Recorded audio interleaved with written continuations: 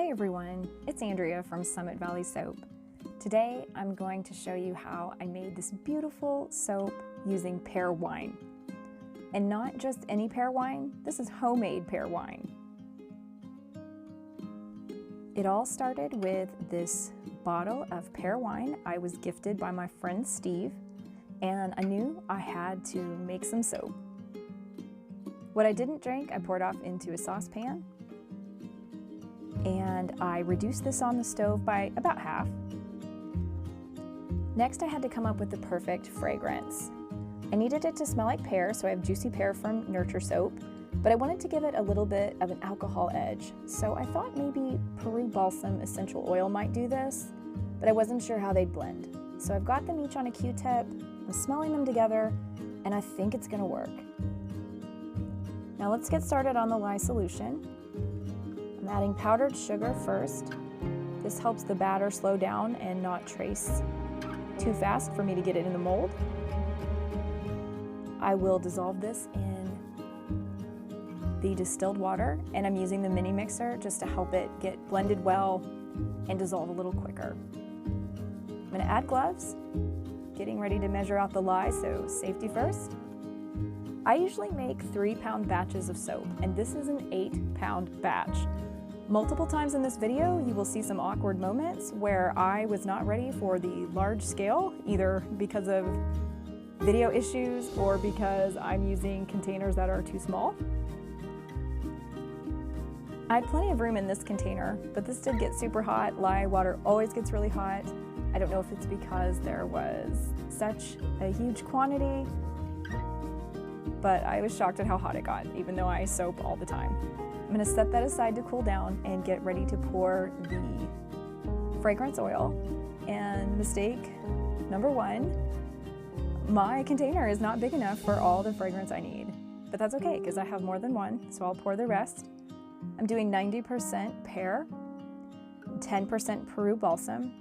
It's really strong, and I want the main note to definitely be pear. Now I'm grabbing this bucket. I usually use a small pour pitcher, but that is not going to be big enough for the oils. I'll start with cocoa butter. Because I live in the South, these cocoa butter wafers melted when they were shipped to me. So they're a big blob, but that's okay because they'll still have the great properties of cocoa butter. Now I'm adding the coconut oil. And once I get all of this in here, I'll melt it. And then we can add the liquid oils. This soap is 50% olive oil, so I'm going to use this whole bottle, and then some of this other bottle. And finally, castor oil. Now that I have all the oils mixed together, I'll blend them up and add the colorant. This is fresh green mica from Chemistry Connection. The usage rate is 1 teaspoon per pound of oil. I'm going to use slightly less. I want a light green color. It's very vibrant green right now, but this is only oil. It'll change once we get the lye added. Here is some sodium lactate.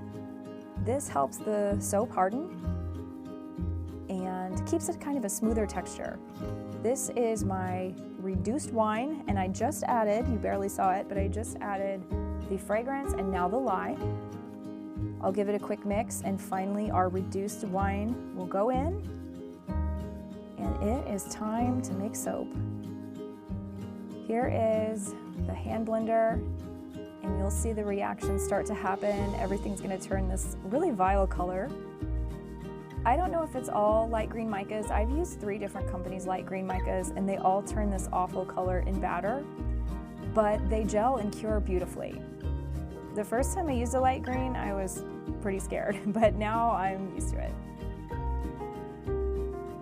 And once again, the small batcher in me is going to be apparent. The camera angle here doesn't even pick up the entirety of this mold. And you're gonna get a lovely view of the side of my bucket while I scrape out every ounce of this gorgeous soap batter. Once I get it out, I'll shake it around, tap it to get all the bubbles out and make sure the batter gets into every corner of the mold. I process in the oven. I cold process oven process, or what they call CPOP. This helps the batter gel and helps it turn the best possible color. Let me get all the lining off of this and I'll put it back in the mold. This is a cool mold. I've not seen a lot of them around. It is the mold and the cutter all in one. In the discussion, I'll put a link to this. I got it from Etsy and it's really well made. I don't love using slab molds, but they have their place. And anytime I've needed a slab, this one has more than done the job. You can actually divide it off and make smaller batches, which is what I typically do. I'll make anywhere from 1 to 3 pounds normally, but today I made the entire thing. All right, now it's my favorite part, beveling. And I do love to bevel, like I said. In every other video I've made, planing and beveling soap is really relaxing to me, but I'm used to doing about 10 bars, and 24 bars was a job. So those of you that make giant batches of soap, man, I have a new respect for you. I love how this turned out. It will be released on November 6th or 7th, right around there, about the time the rest of the holiday and winter collection will be released. You can find me at Etsy. It's summitvalleysoap.etsy.com. Also follow me on Facebook and Instagram. Be sure to like and subscribe to my channel here so you don't miss any videos in the future.